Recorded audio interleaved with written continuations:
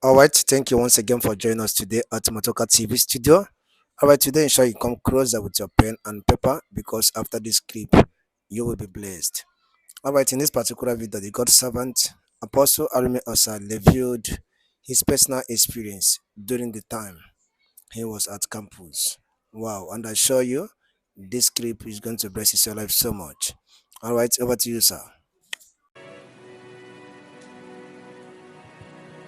The values they had from home will not survive there. There are meticulous ways in which you will give up your convictions and accept the principles that govern the education and the educational system. Right? Brilliant ways. And you realize that, they make it look like a thing of honor because it is from the king's table that they will feed you. Not from a booker. Not from the backyard.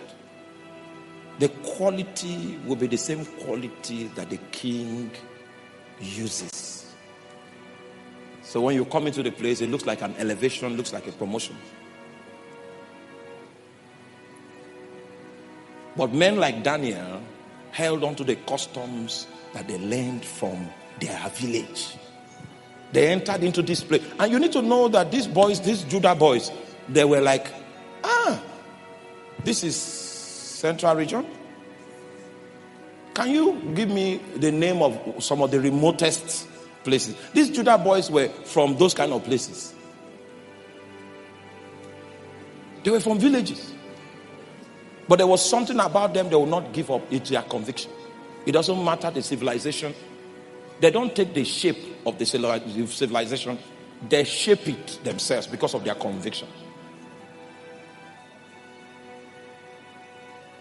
You are not with me. So because I have been so loud on the issue of holiness and personal discipline and all of that, there are ministers of the gospel that hate me with passion. Yeah. The moment you have eaten from Nebuchadnezzar's table, you won't like people like us. People that are village boys like us that still hold on to the traditions we learned from the village. You won't like.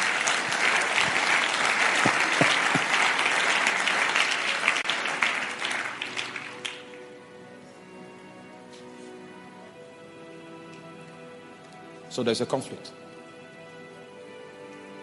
And I need to show you two sides of the pole so that, there's no time.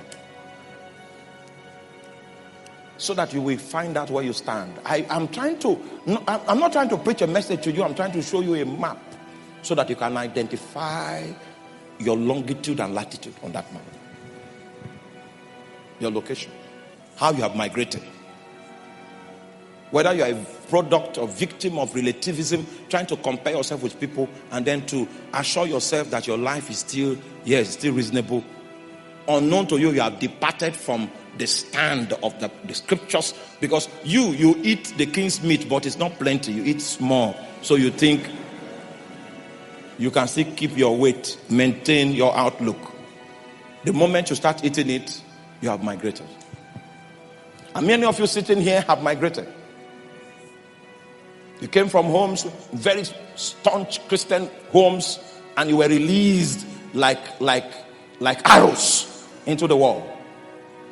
So that the proof of what you have gathered under the tutelage of parents and the churches that you attended will be tested in Babylon.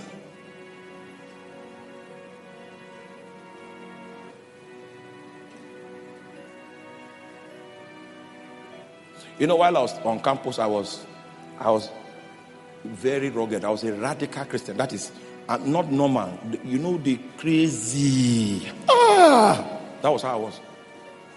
You can't even discuss sin with me. I come into the common room, people smoking will stop smoking till I leave. Because I was radical. I was so radical that cultists were afraid of me. Cultists with weapons. That was how I was. So I don't know whether they wanted to set me up or something. One of those days, my dormitory door You can't stay alone. 4 people in one room. So I was staying with the gangsters. And I like that. So we agreed that we can't be locking our door. The door has to be open. That one of them said they can't keep keys. So the way we'll do it is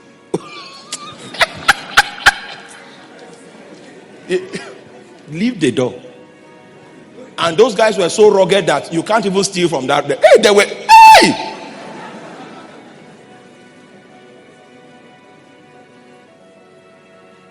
And I was also a radical.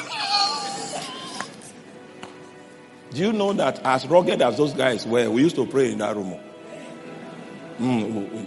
We'll pray first in the morning and call on the name of Jesus. That's the only way there will be peace. Now we have to agree. They can go out and be gangsters, but in the morning, Jesus.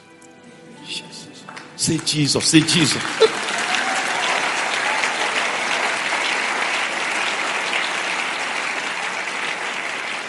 Everything in your environment is determined to make you begin to accept a new doctrine. And some of you have already swayed. You're already floating in the philosophy of the realm. So our room had no lock. You just come in and you go out. So you can come in, find someone with ladies. All right? It's okay. They can even greet you and say, well, okay, your book is there. Your book is there. Yes. So I used to stay all night reading and praying because my room is a brothel. And I was like that for one session.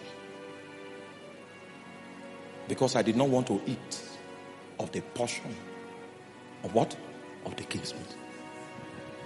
One of those days I was in the room trying to get my stuff, and a lady just came and removed her clothing. I think she forgot who I was because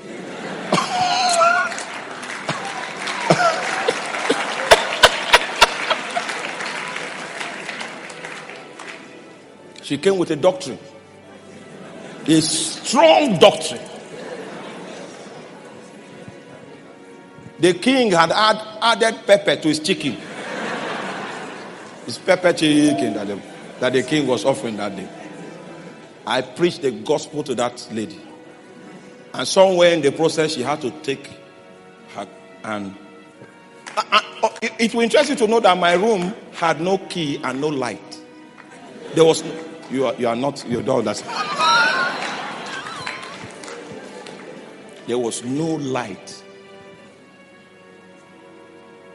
The first agreement was that we will pray. Then the second agreement is no key, no light. So this is how we balance this matter.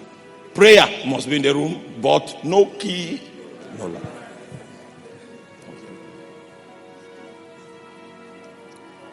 Came back from the lectures one day with my lab coat to do some reports and all of that. And then the cult people had fought. They had poisoned my roommate to die. And the cult guys, rugged guys, were there. As I was coming, he was asking for me. Just asking for me. So when I came, I wanted to pray for him. The Lord said I should ask him, who is his mother? His mother is a minister of the gospel. But he is the head of the cult on campus.